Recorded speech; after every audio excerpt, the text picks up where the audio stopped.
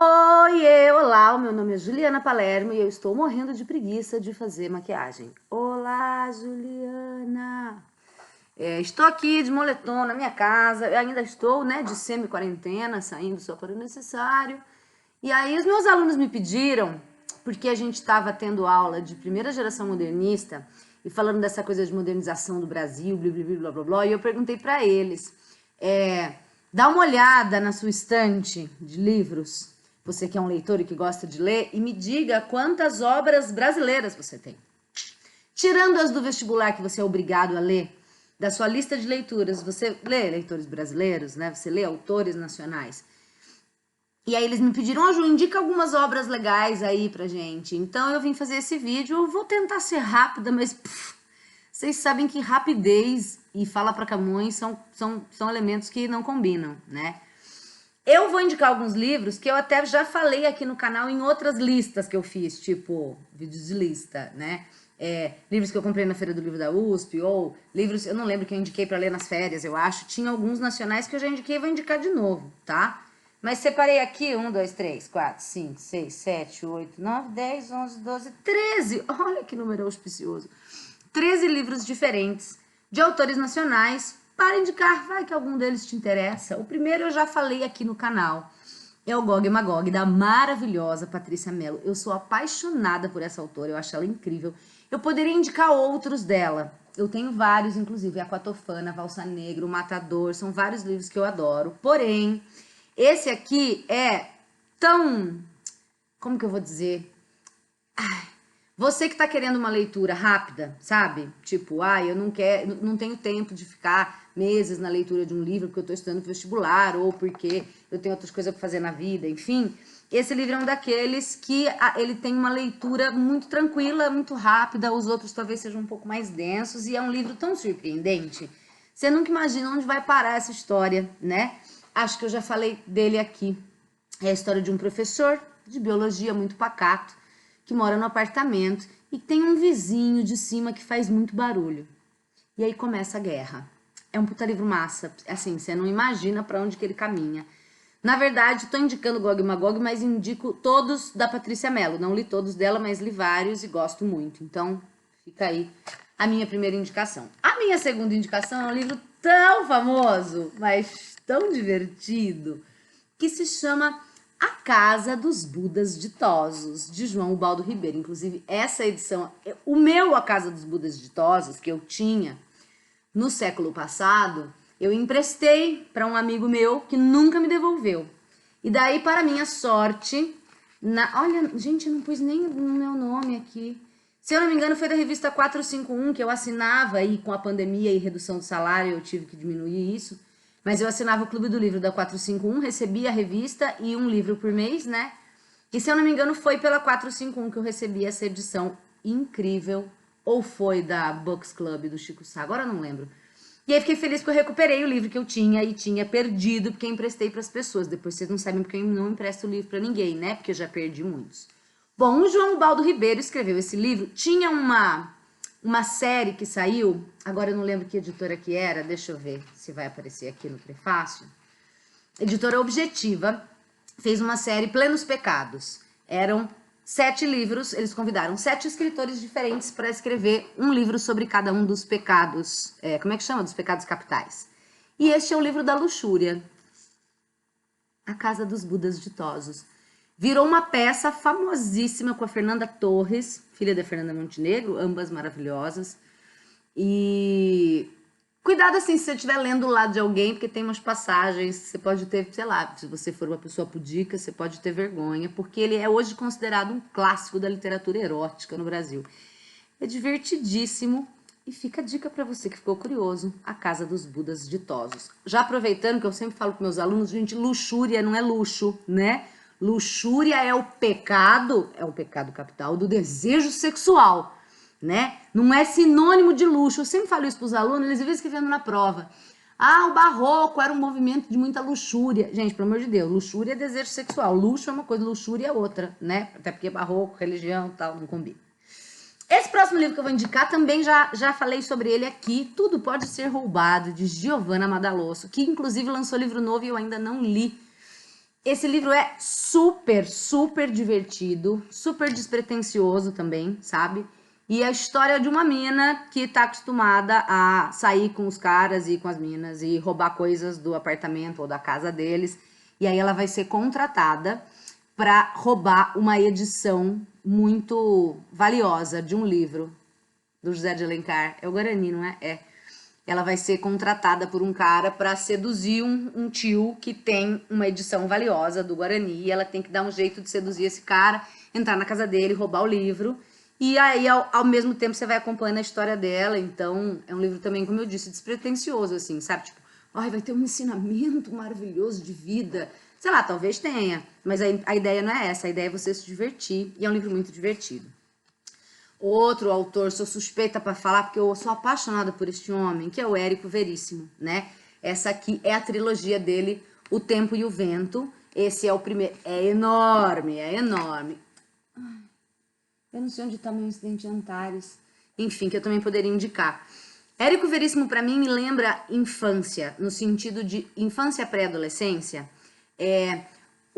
Essa saga, O Tempo e o Vento, né, que virou minissérie, eu acho, da Rede Globo, ele vai, você que gosta de leitura histórica, ele vai contar 200 anos na história de uma família e, ao mesmo tempo, o pano de fundo é a história do Brasil, do Rio Grande do Sul ali, né? Então, as guerras, todas as questões históricas e políticas do Rio Grande do Sul. Você que curtiu, se você já assistiu, dependendo da sua idade, você viu A Casa das Sete Mulheres, é uma pegada naquele estilo. Aí as pessoas vão me matar que eu tô falando que Érico Veríssimo parece A Casa das Sete Mulheres. Tô dizendo climão, pra você jovem compreender, tá? E daí que esse é o primeiro volume, como eu disse, eu não tenho os outros. Essa grande obra foi dividida em pequenas obras. Então, por exemplo, Ana Terra, que é um pedaço daqui, que é o personagem, ou Um Certo Capitão Rodrigo. E eu me lembro de ler isso quando eu era, tipo, sei lá, eu tinha 12 anos e era muito legal. Tudo bem, eu sempre fui essa nerd que gostou de história, mas era uma linguagem, se eu lia com 12, 13 anos e não tinha dificuldade, entendeu? Não é porque você vai assustar, porque, oh meu Deus, Érico Veríssimo é o autor que a gente estuda lá na segunda geração do modernismo. Não tenha medo, embarque no titio Érico Veríssimo. Bom, livro agora, outro rolê, que eu vou falar da Marina Colasanti. Eu sei que a Marina Colasanti, ela não é teoricamente brasileira, porque ela não nasceu no Brasil. Puta que pariu, onde é que essa mulher nasceu mesmo? Que agora eu esqueci que país que é. Nasceu em Asmara, na Eritreia. Eu jamais lembraria disso. Estabeleceu-se no Brasil a partir de 1948. Eu não sei se eu posso indicar como autora brasileira, porque ela não é uma autora brasileira, né? Mas ela escreve em português. Serve? Não, né? Porque Saramago também escreve em português. Enfim, ela é a mesma coisa, sei lá, Padre Vieira. Não era brasileiro, mas escreveu aqui. Agora que ela já tá aqui, eu vou falar dela, tá? Talvez não valha como brasileira, mas agora que tá aqui eu vou falar. Eu adoro a Marina Colasanti. Eu ganhei uma vez, já devo ter mostrado esse livro no vídeo das férias, do meu padrinho, um livro chamado Contos de Amor Rasgados, que tinha mini histórias, muito antes da moda do microconto, sabe? E aí eu li, reli, sempre usei com os meus alunos em escola, adoro as histórias dela. E aí eu encontrei, foi na Bienal? Foi em algum momento da minha vida que agora eu não lembro, este livro dela, que me lembrava esse mesmo estilo, porque ele tem alguns contos como esses, ó, muito pequenos, ou esse também, que não é grande, tem alguns de, sei lá, ó, 2, 3 páginas, são contos pequenos, inusitados, muito loucos. Eu já li alguns acho que no Insta eu fiz alguns vídeos assim, lendo alguns continhos dela. E é isso, assim, gosto muito, são surpreendentes. Ó, vou ler um minúsculo, só pra você sentir o drama. Chama Mais que Salomão. Em dúvida entre dois homens que a queriam, a mulher achou a solução salomônica. Seria de um nos dias pares, seria do outro nos ímpares. E aos domingos continuaria solteira. Justamente num domingo, conheceu o terceiro homem, por quem abandonou os outros dois e o seu dia semanal de solteirice. Oh, bonitinho, né, Salomão? Se você não entendeu a referência, vai buscar, tá? Enfim, não sei se vale como dica, mas tá aí. Este brasileiro que eu amo, Inácio de Loyola Brandão, que está vivo, tá, gente? Tem Instagram, procura ele lá, tá? Essa obra dele, super famosa, já completando aí 40 anos, é uma distopia. Você que gosta de distopias, Divergente, Jogos Vorazes ou sei lá o quê, não verás país nenhum, uma distopia do Inácio Loyola Brandão, que ele escreveu na década de 80, no começo da década de 80, sobre um Brasil no futuro completamente com a natureza completamente arrasada, né? Em termos assim ecológicos, como a gente pode dizer, devastada, não existe mais animal, não existe mais planta, não existe mais nada, não tem mais água, o ar é horrível, e as questões de controle social e político que acontecem nesta São Paulo do futuro, que o Inácio de Loyola Brandão pensou lá na década de 80, mas que, mano, assustadoramente parece muito atual. Não verás país nenhum, se você conhece o poema do Olavo Bilac, ama com fé e orgulho a terra em que nasceste. Criança, não verás país nenhum como este. Ele corta o verso, não verás país nenhum. Não vai ter porra nenhuma de país, não vai ter porra de nenhuma de nada no futuro, né? Ele lançou mais recentemente uma outra distopia que se chama Desta Terra Nada Vai Sobrar a Não Ser o Vento que Sobre Ela Sopra. Se eu não me engano é algo assim. Mas ela é um pouco mais maluca do que essa. Então eu sugiro a leitura dessa aqui primeiro, tá? Os alunos me falaram, Ju, indica livros de autores brasileiros sem ser Rafael Montes. Mas como você que está assistindo aqui pode não ser meu aluno, eu não posso deixar de indicar o Rafael Montes, né? Rafael Montes é um escritor brasileiro, carioca, novo. Se você já ouviu falar de uma série chamada Bom Dia, Verônica, que estourou agora na Netflix há pouco tempo, uma série brasileira com Edu Moscovis e tal, ele é o autor. Ele e a Ilana Casoy, que é uma criminologista, na verdade, lançaram um livro que tá ali, até devia ter pegado, mas enfim, Bom Dia, Verônica. Vai ser uma trilogia, Bom Dia, Boa Tarde, Boa Noite, Verônica. Mas eu quero te falar desse, que é o segundo livro dele, Dias Perfeitos, que conta uma história de amor narrada do ponto de vista de um psicopata. Não mais direi, divirta-se. Dias Perfeitos, Rafael Montes. Quero indicar um outro autor brasileiro de romance policial ou de thriller, de suspense, enfim, que é o Vitor Bonini. O Vitor Bonini, o Rafael Montes, eu trabalhei, o Dias Perfeitos, inclusive, há alguns anos, numa escola em que eu trabalhei com os alunos e a gente fez uma videoconferência com ele muito antes da pandemia, né?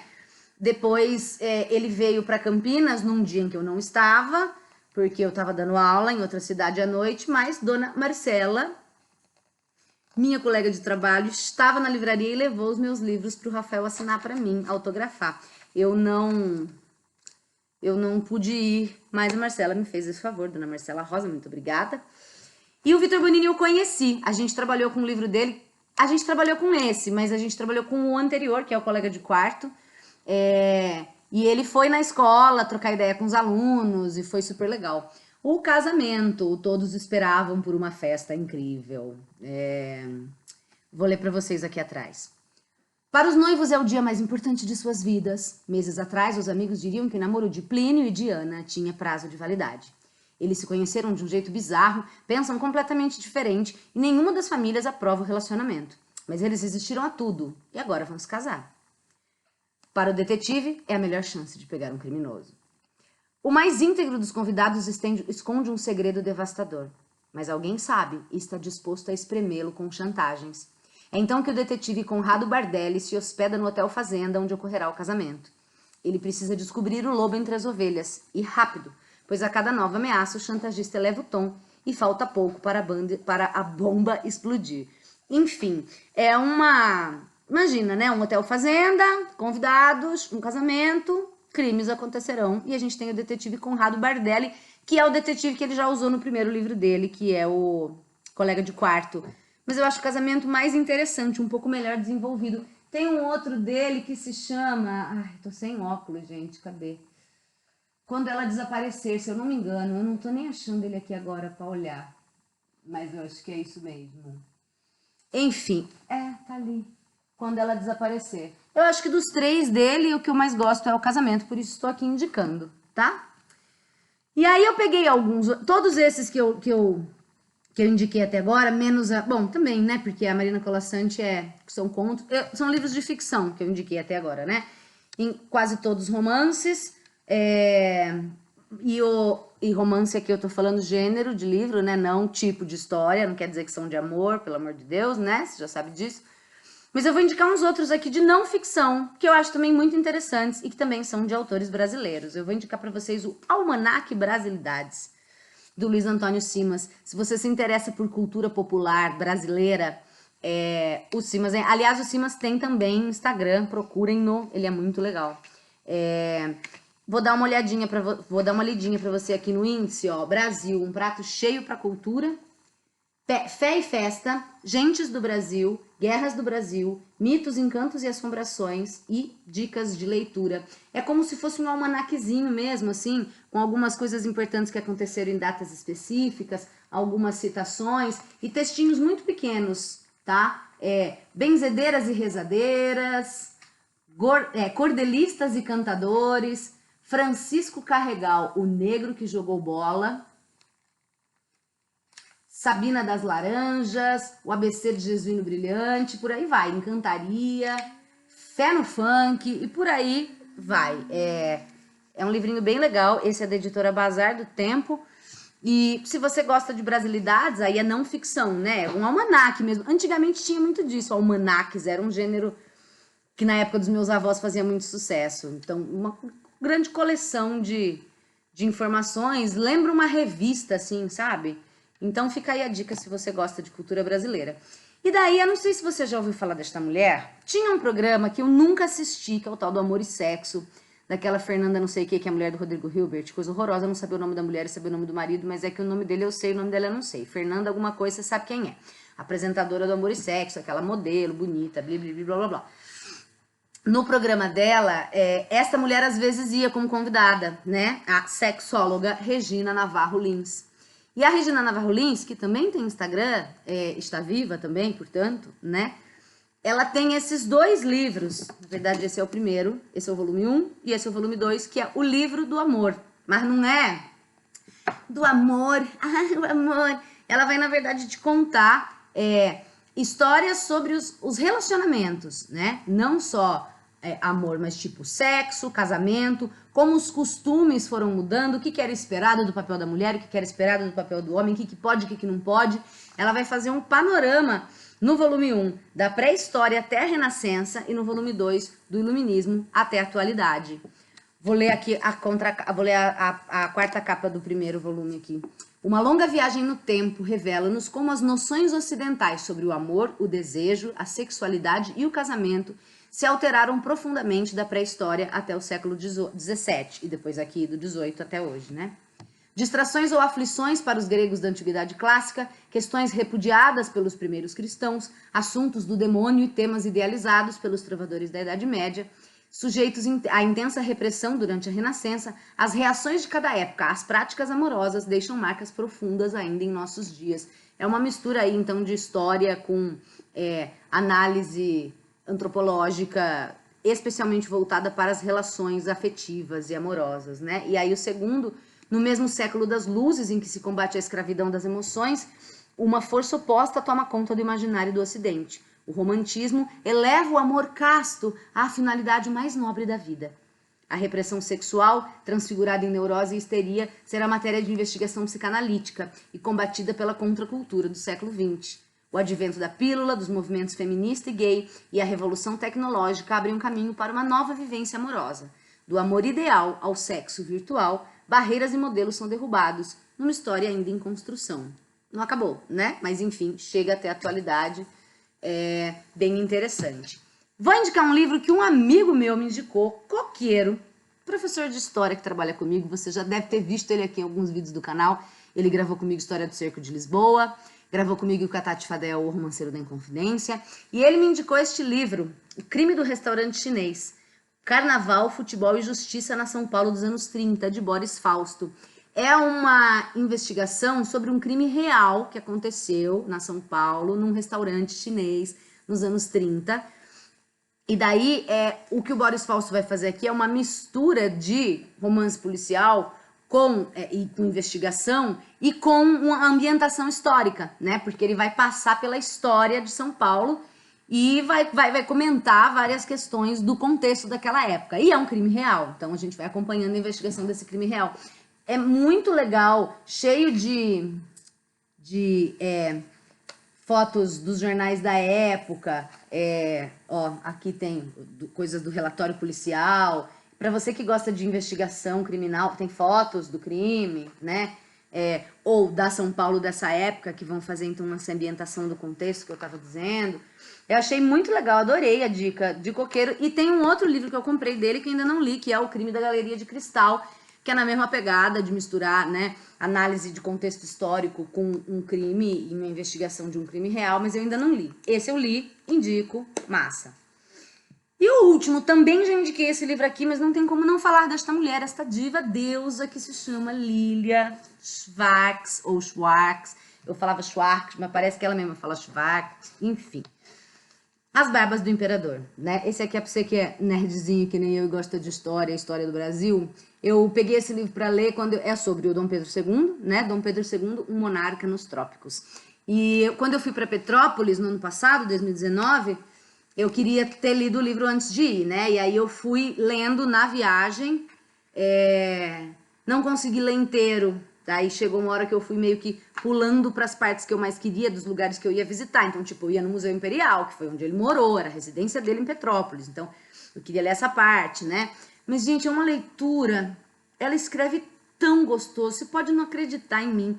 Não é um livro chato de blim, blim, blim, blá, blá, blá. Terceira vez que eu falo blim, blim, blá, blá, blá, já vou pedir música no Fantástico. Não é um livro que tem uma linguagem empolada, ela está te contando uma história.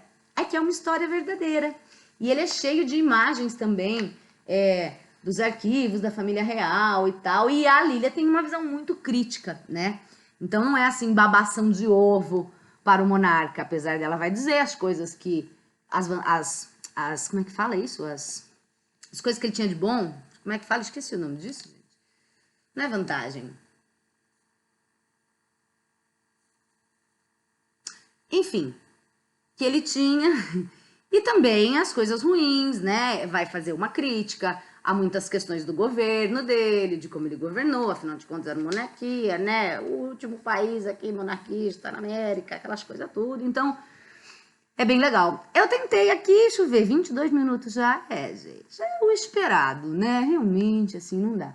Tentei te indicar coisas diferentes aqui, né? Tem livros mais engraçadinhos, tem até um erótico, tem coisas relacionadas à história, tem romance policial, tem distopia, tem contos. Eu peguei menos, devia ter pegado mais. Posso fazer uma outra lista depois pra vocês de livros de contos que eu acho legal. Podia ter citado a Lígia Fagundes Telles, esqueci, droga.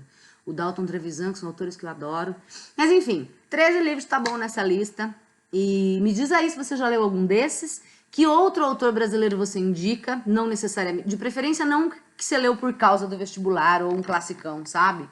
E também não me vem indicar Zé de Alencar, que eu não gosto, tá bom? É isso, então.